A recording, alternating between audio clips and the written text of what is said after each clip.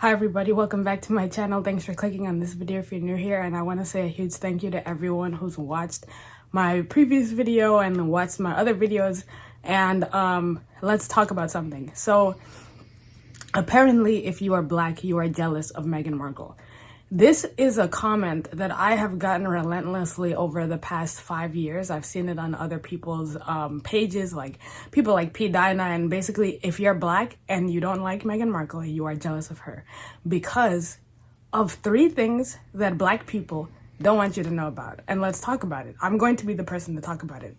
All of this, racism in the UK, and I'm not denying that racism exists because of course it does. Of course there's, and everywhere there's classism, there's elitism, but the 3 things that the Sussex Squad and other black people don't want you to know about is things called colorism, texturism, and featureism. And I'm going to explain what that is, and I'm going to talk about social climbing, being, unambiguously black, being biracial, being mixed of any kind, and how you're treated in the black community when you're not seen as black enough, okay? So let's start in slavery times. Back during slavery, I was not there, but according to history, right, there was the slaves who worked in the big house, right, in the master's house, and then there were slaves who worked in the field. And as we know, the slave master would have a habit of essaying women and producing children. And of course, even though his children were slaves, he did not want them working in the field, so they would work in the house. So that developed the idea of, light-skinned versus dark-skinned. And during the times of slavery, being biracial was being called mulatto, and it was classified as its own category of race. You know what I mean? You are literally black, white, or mulatto, which is the half and half, right?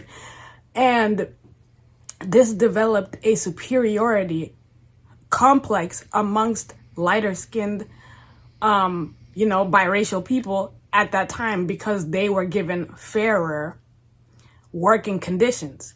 And as you know, if you've watched like historical movies and shows, even in ancient Egypt, ancient Rome, ancient China, the queen or the princess or the woman who's wealthy is sitting there under an umbrella while the farmers are farming. So it's not just slavery, right? The farmers are farming and the princess is passing by in her palanquin where like she has all the shade, or she has the servants carrying an umbrella.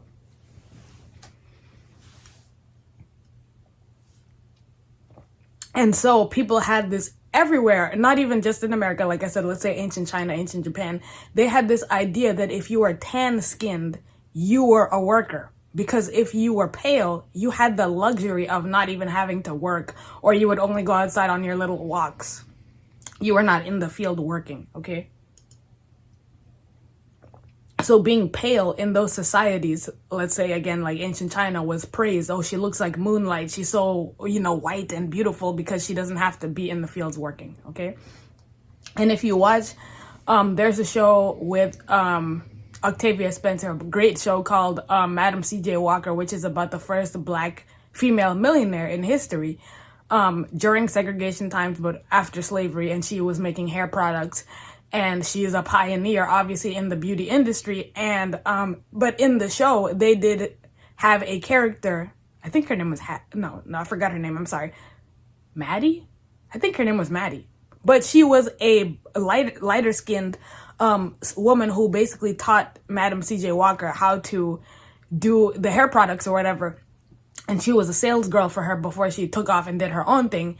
And she was the antagonist, but also you see this trauma of like, oh, they would say like, oh, if you're brown, get out of town. If you're light, you're all right. Something like that, right? But this is not white people saying this to black people, but because of already that conditioning of slavery, they had that mentality that, oh, the light-skinned girl, she's more beautiful just because she's light and bright, right?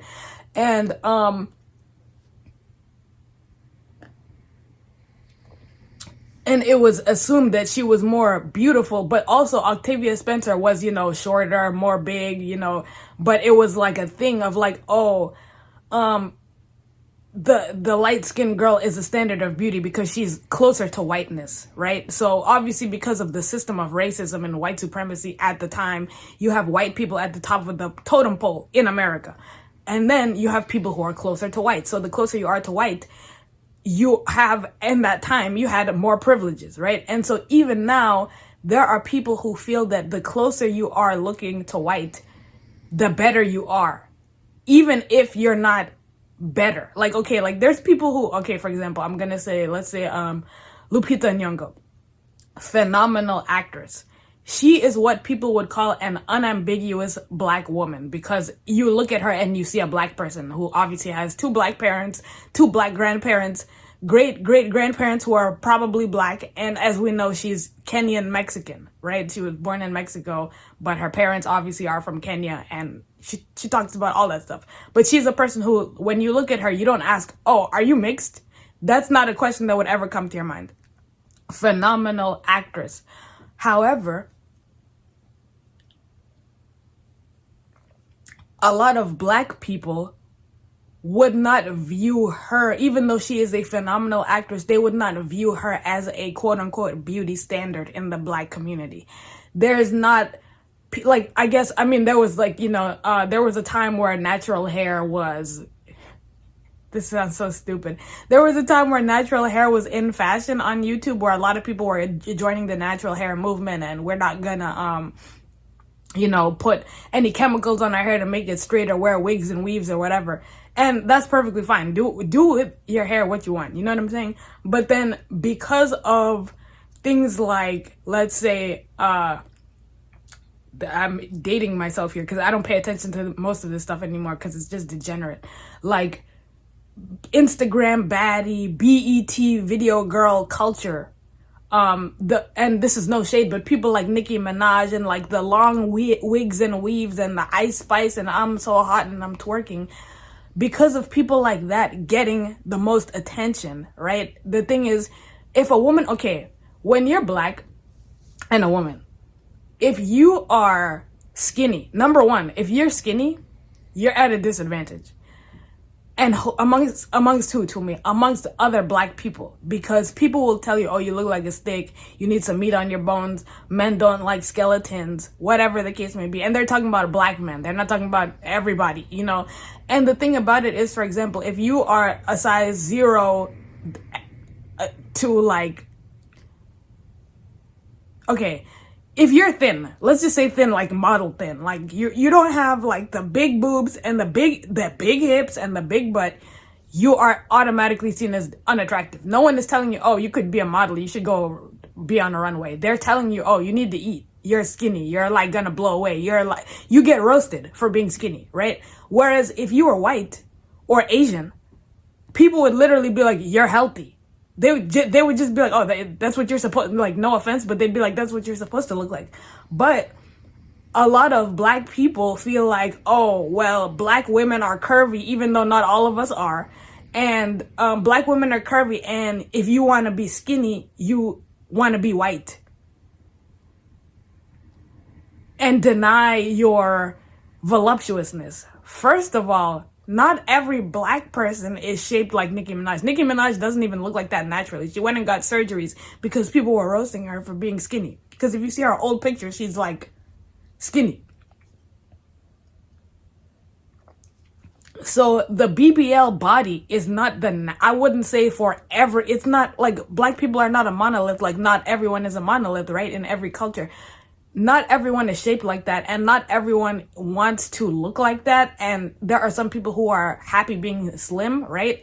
I'm a person who's been slim my whole life. This right now is the heaviest that I've ever weighed, and it's very like uncomfortable, personally speaking, because I'm not gonna say how much I weigh, but I did gain weight when I was working my night shift job, and it became very uncomfortable because you can feel the changes in yourself when you gain weight, like slowly, you know what I'm saying? And you're just like, what the heck is happening to me, right? So anyways, I'm getting that back on track. However, I have been roasted my whole life by my peers by like being skinny, like, you know what I'm saying? I think it was worse in childhood, and then when you get older, people are like, well, that's not my body, it's whatever. But it's like, when you're skinny, it's like you're threatened. that, oh, black men are not gonna like you because you're skinny, because in their head, the black man is only attracted to a Nicki Minaj type, and if you don't look like that, then men are not interested in you. I'm not interested in men who are not interested in me, and I'm not interested in men who are only interested in me because of literally my shape that I cannot control. I will never look like that, right? Ever in my life. Number two, I don't want to go and get surgery for a man that probably doesn't even like himself, or who's driven by lust to think, oh, now she's hot. That's stupid. You know what I'm saying? Then you have to go buy a whole new wardrobe because you went and got surgery and none of your clothes even fit you. So you have to spend 3 times the money to even, you know what I'm saying? And I'm sorry, but that shape and the way you dress attracts a certain type of man. And that's just reality. That's literally just reality. And I'm not talking about, oh, so you're saying that you're only attracted to ghetto men if you know. But a lot of people who go and get a BBL dress a certain way because they're trying to attract a certain type of man. And they get that certain type of man. And that's not the type of man I'm interested in. Okay, right? So there's colorism, which is, you're dark skinned. And people will make fun of you for being, okay, let's say that Lupita and women who are Sudanese models are dark skinned, right? Okay. And then light skinned would be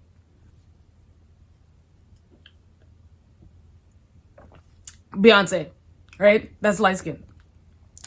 And then there would be passing. Passing is when you are a light skinned black biracial person, or you could be monoracial, which means you have black parents and black grandparents, but for whatever reason, we all have different shades. I know some black people who are African, but they're very light skinned, they look like one of their parents is white. And they don't have white people like that in the family. Maybe they have a white great grandparent or something like that. But anyways, passing is Wentworth Miller. He's someone who's passing as a white man. And you can basically live your life with no one ever asking, what are you? Because you look white, right? People like Rashida Jones, passing.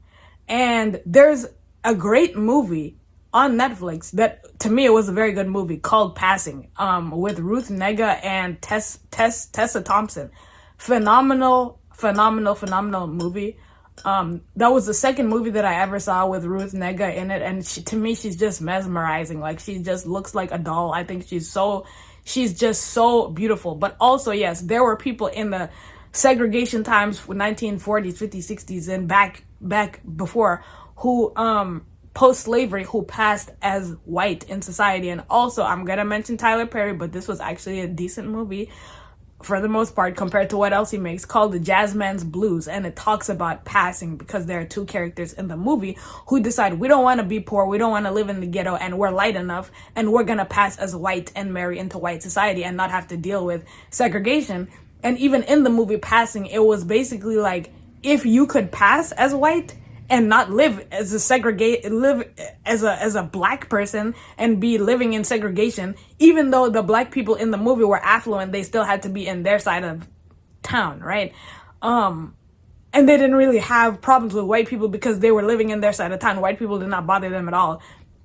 Even though you could be a doctor and live in a nice townhouse, wouldn't you want to be a white woman and be, going to the Hilton Hotel and, going on? They had this, it was the idea that white people had this freedom that you could only get if you were white.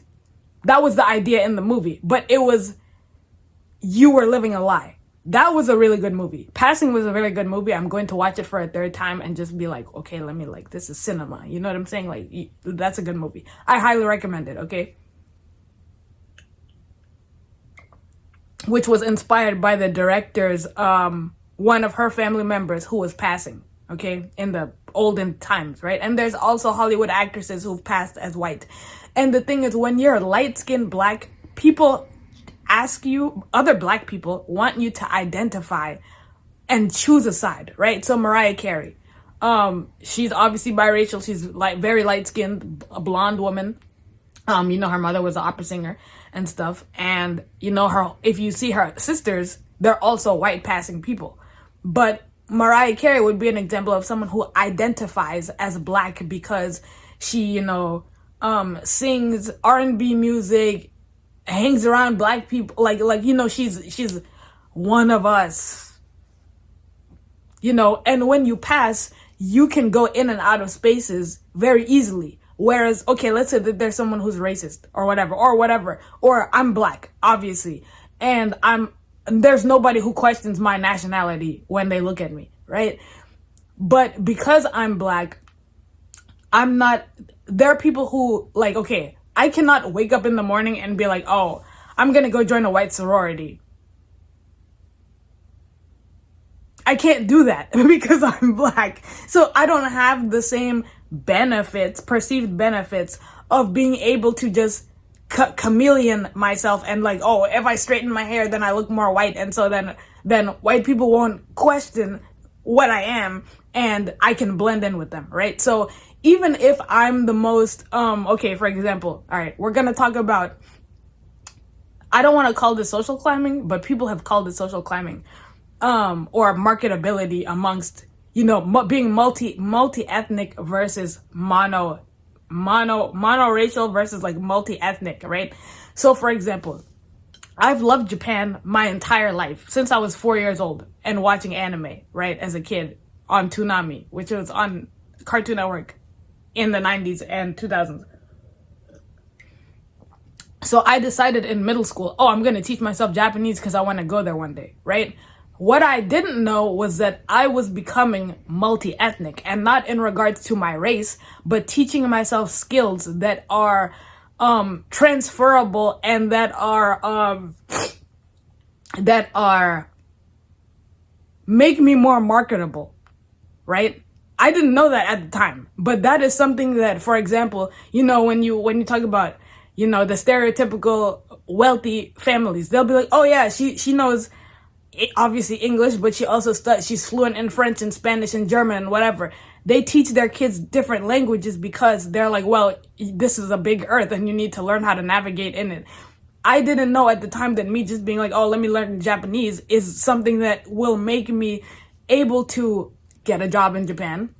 Obviously come across as smart, because if you teach yourself a language, you have discipline. You're giving yourself skills that set you apart from the crowd more so, right?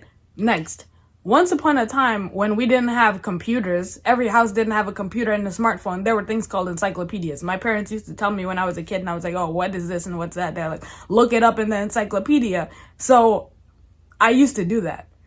My parents are very intellectual people. They obviously they're into education. African people are into education and all that kind of stuff. And that's just how they are. But as a child, when I was a kid, I wanted to be an archaeologist. So I used to just watch National Geographic and the History Channel 24/7. If I wasn't watching cartoons, I was watching documentaries. Also, what I didn't know was that was making me multi-ethnic. I was learning about other people's cultures, other people's history, and not being like, oh, my world revolves around being black and black history and black culture and or African American culture, and all I know how to talk about is the civil rights movement and slavery, and I don't know anything else because my world revolves around being black. Or I can talk about ancient Egypt and ancient Kush, and that's it, and Shaka Zulu, and that's it. I didn't realize that by learning about, and as a kid, you're not thinking, oh, I'm learning how to effectively be marketable and social climb or whatever you want to call it, or be well-rounded. You don't realize that. You're just like, oh, I see princesses on the TV and they were married to a guy named Henry VIII, and I'm learning about that. And later on it comes up and people are like, oh, you actually care. When I meet Japanese people and I can switch to speaking Japanese like this at the grocery store, they are honored that I care about them, right? When I have watched over 200 Bollywood movies and I can speak Hindi and talk to Indian people about Shah Rukh Khan and Aishwarya Rai Bachchan, people are like, wow, you actually care about our culture. There's a different level of respect there. But a lot of people Okay, no offense to people who play sports, but let's say a person, they just give their kid a basketball or a hockey stick and they're like, here, play, and that's all they care about. Oh, sports this, sports that, sports this, sports that. That only makes you useful in the sports world. It does not make you useful in language, history, the arts. And you don't come off as well-rounded, and that's why a lot of people honestly think Americans are dumb, because Americans are taught to be very America-centric, and they don't know, like, a lot of them do not really care, or like when you want to learn about things outside of you, people are like, why do you care about that? Why do you want to do that? So for me, I was taught, because of even how I speak, that, oh, you want to be white, you're talking white. Just because I'm like, yeah, you know what I'm saying, dog, you know what I'm saying, girl, you know what I'm saying, I was telling that, you know what I'm saying, yeah, and he was like, you know, trying to make up, he was trying to get at me, and I was like, bro, don't even play yourself, because I don't talk like that, I want to be white. No, my parents didn't talk like that, their friends didn't talk like that. My parents' friends, even though, you know, they were African American, they would come and talk about politics and intellectual topics. My parents didn't hang around dumb people. And I'm not saying that because you speak with Ebonics, you speak dumb, but if somebody needs a translator to understand you, you need to work on your vernacular, right? And so, again, there are people who, when they heard me speak on the phone, they didn't know I was black. And that sounds really crazy, right? That sounds really crazy. But there are people who listen to me talk on the phone, and I've heard other black people say, oh, you talk like you went to college. I didn't graduate school. Like, I have a degree, but it's not from animation. I did a course and have a degree from that's hanging across for me on the wall. But I did not graduate in animation, right? Okay, next. Featureism. Okay, there's texture, colorism that we just talked about, being closer to white, right?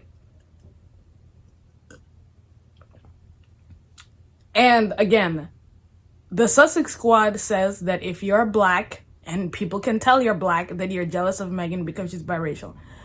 I do not need to be white or look white to be accepted by white people, right? And the funny part is, one thing, okay, you know how Meghan and Harry have this weird habit, or this very crass habit, of airing people's dirty laundry and naming names? That's not cute, right? Okay. And the thing is, nobody wants to talk to a leaky pipe, where, you know, oh, if I tell Tumi something, she's gonna make a YouTube video about it and talk about it the next day. And if I ever do speak about people, I give them anonymity, whatever, however you say it, to the point where you will never know, oh, this is who she's talking about. Because even though people may tell me things and we have a falling out, maybe I want to use it as an example in a story time, I give them anonymousness, and they can go the rest of their life being like, oh, 1,500 people saw Tumi's video and they know it's me, and I feel so. People are messaging me saying, oh, we know that it's you. Like, no one, I've never done that to somebody, okay? All right. But Meghan and Harry cannot go anywhere without, oh, this is the, you know, they were at this party and this is the inside scoop, and, you know, this and this and this and this and this and these anonymous sources, which are them, okay, allegedly. I've also gotten the comment that, oh, also, let me just say this. I have a question. Before Meghan Markle was on Suits, did anybody know who she was? No. Okay. She got on Suits when she was like, what, 30, 31. Shout out to that, because that is an accomplishment. But was she a household name? No. Suits gave her the springboard to launch the TIG and even have 3 million followers. And where are they on her Instagram? And where are they on her YouTube comments, on the YouTube trailer comments defending her? Next. It's weird how she had 3 million followers, but she can't get 3 million likes on the Netflix trailer. Where are they? Oh yeah, the idea that I need to be white or biracial to be happy with myself. I don't hate myself, okay? There are people who do. There are people who bleach their skin, go and get a bunch of plastic surgeries and chin implants and nose implants and whatever to look, you know, more racially ambiguous. Even if I went and bleached my skin, that's very expensive, and I don't want to do that. I like how I look. My skin is fine. Like, I work hard on my skin. I do like a lot of skincare. I'm trying to eat better, drink more water. I don't want to be a light-skinned individual. Like, no offense to light-skinned people. I just was not born light-skinned, so how am I going to look? Coming on this coming on this app being this color, going from being this color to being this color and acting like, oh, yeah, hi guys, welcome back to my channel. Look at me, I'm more accepted. I never had an issue with being accepted by white people. White people like me, and I don't care. I don't care whether black people dislike me. I have, Japanese people like me, but I like me. The most important part is that I like me. I'm not desperate for white attention and white validation, because some of the people that you're trying to be liked by don't even like themselves. So you have to like you. If I didn't like me, I'd be like, oh, black people say that. If I was didn't like myself, I would have, as soon as I turned 18, would have ran off and bought a $500 lace front wig and became ratchet for black acceptance by people who don't like each other. They don't like each other. You think that if you're literally putting on do you think that if you like wearing spider eyelashes, drag queen makeup, drag queen RuPaul lace fronts, paying $500 for nails that look like talons, and going to get a Brazilian butt lift to get an NBA basketball star or whatever the hell, whoever you're trying to attract, do you think you like yourself? Why would I want to be accepted by those people? Accepted how? What are we gonna do? Just go be sexy together and go twerk and like, I don't care about those people. I don't care. What the hell? Just like I don't want to be accepted by people who are racist either. If you don't like black people, there's nothing I can do to make you like me either.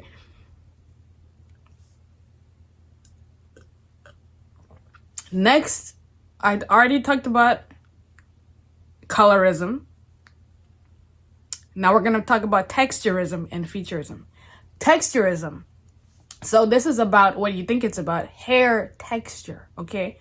So as we know, there's different groups of people who have curly hair. White people have curly hair. Asian people, I've seen Japanese people who have hair like they're black, and I'm like, damn, that's kind of crazy. But there are a lot of Japanese people have very curly hair. And afros, funny enough, which is very funny because I follow a page who does Japanese hair straightening, so you see a lot of people with very, very curly hair. But obviously black people, African people for the most part, have very naturally curly, coily, and thick hair. It is beautiful. There's nothing wrong with it, right?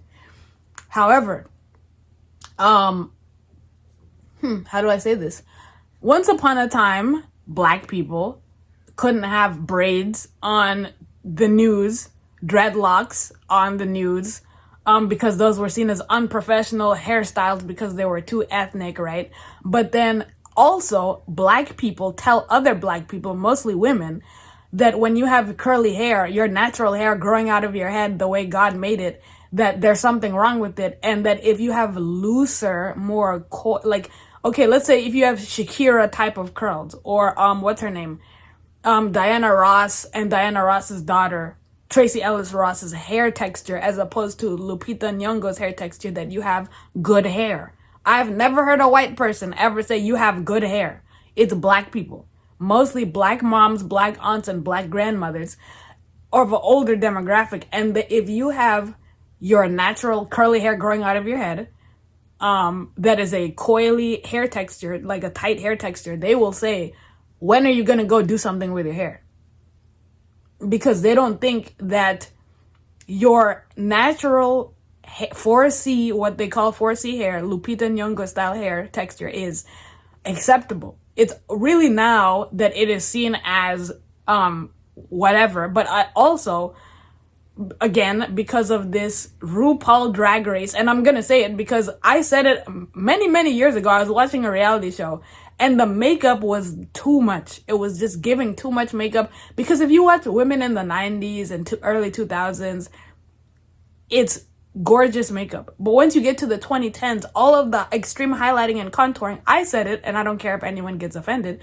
I said, oh, one day People aren't going to be able to tell a trans person from a real woman because the makeup and the wigs and the eyelashes and the hair and the outfits are so similar.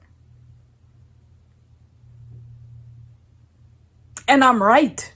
I'm literally right. I'm not wrong. I'm literally not wrong. Because if you're doing all of the harsh contouring, and I keep bringing up RuPaul because he's like he's a famous drag queen or whatever and has the show, but like you can literally see why is a natural woman doing all of this extreme contour. And the thing is, drag queens, like, I don't approve of male cross-dressing, but that is an art style and a makeup style because a man is trying to look like a woman. And that's going to take highlighting, shadows, harsh blend this and contour that and change this because our face shapes are completely different. I'm a woman, I'm soft. You know what I'm saying? Like, I have feminine features. A man is a man. So the man has to change and wear the lace front wig because his hair is the man's hair is shorter. It's not bundles or whatever. And I'm not saying there's nothing wrong with wigs and stuff, but like lace front wigs are literally for the stage, for drag, and for like TV. They're not for everyday. And you can see the harsh glue. You can see the grids on the forehead. Like, it's doing too much. And the spider eyelashes, again, it's drag. Because a drag queen is also a exaggeration. It's an exaggeration of womanhood, right? It's not supposed to be, obviously drag queens don't walk around looking like that all the time. You know what I'm saying? But what I am saying is that when you start doing all of this glitter, cut, crease, extreme, whatever, why is it that, why is Paris Hilton and Gigi Gorgeous, when they're standing next to each other, I'm like, okay, but who's a woman and who's not a woman? You know what I'm saying? No offense to Gigi Gorgeous and Paris Hilton. But I'm saying that why is the look the same? Because one of you is trying to be one of you, but one of you should not be trying to be one of you. Okay? So, people get mad when you say that, but it's true. So, featureism, okay? Obviously, like I've said, I'm black and it's obvious. But for example, let's say that my nose, I know someone, I'm not gonna post a picture of them, but I know someone personally. I've known them my whole life. And this person is also black. 2 black parents, black grandparents. But this person looks part Asian. They look like one of their parents or their grandparents was Asian. And they are a person who looks like, if they said, oh, I'm part Korean, no one would bat an eyelash because they do look like that, okay? They have this similar, a closer skin tone to me, but their facial shape looks part Asian, okay? And that is a person that I would say, if they wanted to create an identity for themselves where they were fluid in and out of Asian society, they could, but that would be a lie because they know that they're not Asian, okay? So featureism is when you have specific features, or okay, where people are, you're perceived as more pretty. If I had hazel eyes or blue eyes or green eyes, right? Oh my God, your eyes, your eyes, your eyes, your eyes, your eyes, your eyes. We hear it all the time. Anytime someone has something other than brown eyes, people fall over themselves to be like, oh my God, your eyes, your eyes, your eyes, your eyes, your eyes, your eyes, your eyes, okay? What else is there? Loose hair texture. And I have to talk about the black community, because I can't speak for anyone else, but like looser curls. And there's a biracial woman who's being ripped to shreds right now, who calls herself Nina Simone, which is fun. I don't know if that's her real name, but that's her name on TikTok. I feel bad for her because she's a biracial black woman, and a biracial woman, half black, half. Is she biracial? Yeah, she's light skinned. I don't know if she's half black or whatever, but she's light skinned, very beautiful girl, and she says she's been chemically straightening her hair since she was young. And the stereotype is that people who are biracial have looser curls. They don't have, like I'm bringing up Lupita Nyong'o curls. And she doesn't have loose curls, so she gets roasted by other black people who say, oh, but your hair's still nappy though. So it's always trying to bring you down. Oh, but you're still black. Like, there are black people who have told me, oh, you're still just the N-word, no matter you could be around all the white people that you want, and you're just still an N-word. You know what the crazy part is? Okay, for example, me liking French and me learning French, right? I was able to speak French with some Cameroonians and they really appreciated it, even though it was literally like the worst French in the world. But when I went to Paris, I was able to communicate and people were sweet to me. I didn't get I'm rude. I'm a rude French person. I hate Americans. I never got that because I was able to communicate with people in their language. Again, I have just been a person who likes other cultures, and I'm like, oh, that place seems cool. Let me learn about that. Let me learn a few words in Greek. Let me learn a few words in Hindi. Let me learn a few words in Arabic, because if I ever go to an Arabic-speaking country, I don't want to be like, oh, I don't understand anything. That's so cute, because it's not cute. Because if a French person came to America and didn't know even how to say hello, how are you? And they're just like speaking French in rapid succession, everyone would be like, bro, why didn't you learn English before you got here? And I know that may sound messed up, but people would be like, what? Like, I don't think people would go over, like, fall over themselves to help that person, because they'd be like, why didn't you learn English, like, before you came to America? So, like, why wouldn't I learn some French? And I love France. I like France. I do like it. I've been there twice. It's a nice place. Like, I don't mind it. You know what I mean? But there are some people who are jealous. And again, my parents never forced me to learn a language. I just got bored. I think I have ADD or ADHD. I wouldn't be surprised. And I just decided, oh, let me just learn another language, because, like, why not? Like, I don't have anything else to do, so whatever. But just because I use my time that way instead of learning... Ew, what the heck is going on with this? My bad. I'm sorry, guys. But this... Oh... This, what is this? Lip balm thing was like, it's like there was water in there, and I was like, what the heck is going on? Okay, anyways. I'm not even gonna edit that out. I don't care. But so, because I learned other languages, why are you jealous? Like, you are the I'm not, why would I be jealous of Meghan Markle? Yo, that's the funny part, bro. I think the funny part is accusing someone of being jealous, because despite all of those things that she's tried to do, they perceive it as privilege. Okay, so she's light-skinned and she has long natural hair. She has beautiful curls, but obviously she straightens it, which is her prerogative, just like I'm wearing hair extensions, and that's my prerogative. I can do what I want with my hair. Whatchamacallit? She's light-skinned, so she's better than Tumi. And she has long hair, so she's better than Tumi. And she's married to a white man, so she's better than Tumi. But guess what? She's still universally disliked.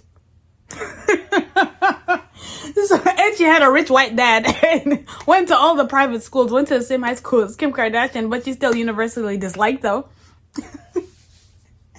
But I, on the other hand, no, I don't have a Netflix contract. No, I didn't marry a prince, nor do I want to. I really don't want to marry a prince. And I was going to say this. A woman does not kiss and tell, and a woman does not air out her paramours or, her liaisons or men that she's been linked to. And I'm going to say this once and for all on this channel. How do I say this? Very nicely, without saying too much. The men that I know, or the men that I've liked, or men who have liked me, and I'm not saying this to brag, but I don't need to prove anything to these people. I don't need to prove anything to you guys. I don't need to prove nothing to you guys, but the men that I've liked or have liked me have been men who are actors, who've been in big movies, and I'm not going to name the actor. Good luck. Things didn't work out. I'm the one who decided things were not going to work out with this person because we wanted different things. And I just decided I'm not going to continue with this, whatever this is. But this person is an actor who's been in Hulu shows, box office movies. Next, men who are models, who've been in very big ad campaigns. There's one person that I know who's very sweet. I think he's very handsome, but I think he's too old for me personally, but he's a sweet guy. He says I have a good head on my shoulders, very sweet guy, who's been in very big ads. If I show you a picture of him, you've seen him literally at the mall in a huge cologne advertisement. Another guy who's a model, a guy who's a professional photographer, those sorts of people, writers, authors, those sorts of people. But again, I don't need to post photos or tell you their names or be like, oh, he was in a movie with this person so that you go and look him up and find him. I don't need to do any of those things for validation. At this point in my life and at my age of 29, I just don't care. There are certain things that I want to be validated by, but at the same time, the biggest validation I could give myself comes from me. Okay, and I have my own personal goals, and when I wake up in the morning and I achieve those goals piece by piece, that is when I'm fulfilled and happy and validated. Okay, so colorism, texturism, and featureism are what the Sussex Squad are talking about, because to them, it doesn't matter if Meghan had a grandparent who's half black and everybody else is white. The fact that Meghan is using blackness, just like Kamala Harris, to appeal to people, the Sussex Squad see themselves. I do not personally see me in Lupita Nyong'o. I don't look at, there are people who, when I see people in the field that I am in or aspire to be in, right? Very successful influencers or, people who are heavy hitters in the animation world. I'm like, okay, well, if they could do it, I could do it. I don't say, wow, that person represents me. No, they don't. They don't know me. They literally, the only people who represent you are you and ambassadors to a country, going to a country. But even so, I would not say Joe Biden represents me, even though he's the president. I wouldn't say Trump represents me either. I represent me. You know what I mean? But the Sussex Squad have to put their hopes and dreams and failed aspirations into a person. So they literally have to latch onto Meghan Markle and be like, oh, she's black. She never identified as black her whole life. She went into a white sorority, was at a predominantly, and I was at a predominantly, well, I would say it's mixed, but predominantly white institutions in my life, schools, all of those things. And again, whether I marry a man who's white, Asian, black, Arab, whatever he could be, my kids are not going to be I'm not going to look at my kids as, oh, you're so much better than everybody else. Thank God you're light skinned. That's really crazy. That's very, very crazy, very weird, sick, very sickening behavior. And there was a time in slavery, there's even a painting about it where this family, it's a painting of three generations where the family, they were, the slave master was in love with one of the women and had a child with her. But you see the generations progressively getting lighter and lighter, right? So there is, people call it post-traumatic slave syndrome, even though slavery ended in 1865 and it's 2025 right now. But there's a sickness when it comes to people who are wanting to change every single thing about themselves and erase their blackness or erase their own ethnic features to be white. To me, that's a disease. That's literally a disease. But I also believe that you should like who likes you. I personally I don't feel less black because of who I am, how I talk. Even if I go live in Japan or France, I'm not less black. I'm still black. I see myself literally every day. I have no issue with my skin tone. I don't want to lighten my skin or anything like that. I don't want to be white. And if white men like me, I'm not going to be and also this whole thing of white people liking you romantically, Just because a white man is attracted to you doesn't mean you're better. This whole thing of pasta and lobster. Oh, a white man likes me. Dude, did you know that there are black men who are like, you know, but in blackdom, in Blackistan, in Blackistan, in being in the black community, if a black man has a good job, he wants to be an engineer, black women will say he's a square. They want to go after a thug, right? And this has never happened to me because black people, black American people, to me, are just very interesting. Let me put it that way. I'll just say that. They're very interesting people. I've had very interesting experiences with African American ADOS, which is the African descendants of slaves. And I'm not one of those people. My parents are from Africa. So like this is, it's literally, okay. It's literally like a white American person having experiences with Europeans. That's what it's like. It's just different. It's literally, if the person fresh from Italy or the person with 2 Italian parents who moved here came to your school, that is completely different than freaking Tyler, who's been here since the damn Mayflower. Like that's a different life. You know what I'm saying? I hope it makes sense. But the thing is, everybody else just sees us as black, but we have completely different experiences, right? Caribbean people have completely different experiences than African Americans, and Nigerian Americans have completely different experiences than, you know, people like Tracy Ellis Ross. We just have different, it's different, okay? It's about character, like Martin Luther King said, but people like to forget. If a white man likes me, but he's what they call a bottom shelf brat, because you can be dusty no matter your skin tone. If you're a white man who wants to live off of me and they want me to work and they want to sit in the house and play video games, that's not an accomplishment. Someone liking you because of their skin tone and you feel like I've arrived because a white man likes me, you have a weird, strange mentality. That's a very weird, strange mentality. And the thing is, just because a man has wealth and status, also, that's not an accomplishment for him to like you too, because there are men who literally want to chain you to the damn refrigerator and make you a slave in their house. And want you to be the family maid. And want to control how you spend money. That's not an accomplishment either. And I don't want to be with a man who's rich, but hates his family, hates my family, wants to be 40 and 45 whining in the house, mad at the world. I don't want a man like Prince Harry. That's not an accomplishment either. And just like I said, the guys that I've liked or have been linked to that nobody knows about because I have a thing called discretion, I vet their character because I'm like, damn, it's my dad has to be the guy who walks me down the aisle and says, here, she's yours now.